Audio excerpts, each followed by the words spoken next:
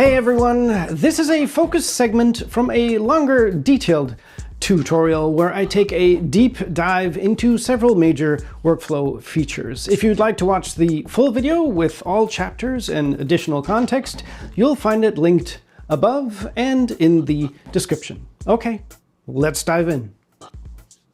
First off, when you launch Final Cut for the very first time, or when it can't find the library you last had open, it no longer automatically creates a new untitled library in your Movies folder with an event dated for today.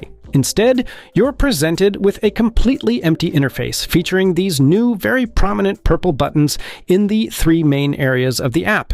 These are new in-app guides that walk you through creating a new library, importing media, and creating a new timeline. They explain what each section is for and what your next step should be. In the sidebar, for example, you'll see options to either create a new library or open an existing one. Only after you've done that do the other buttons become active, again guiding you through the next step, including additional tooltips when you hover over them. This is one of those very unspectacular changes that I personally really appreciate, mainly because it means my Movies folder will no longer slowly fill up with empty, untitled libraries that I periodically have to delete. Another small but useful addition is a new button at the top, just to the left of the Import button. Clicking this gives you quick access to the three most common sidebar-related commands. From here, you can create a new project in the selected event, a new event in the selected library, or an entirely new library altogether. Each command still has its usual keyboard shortcut,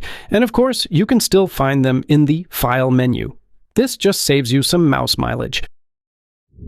Lastly, there's also a free demo project you can download directly from the Final Cut Pro menu called Introducing Allie Sherlock.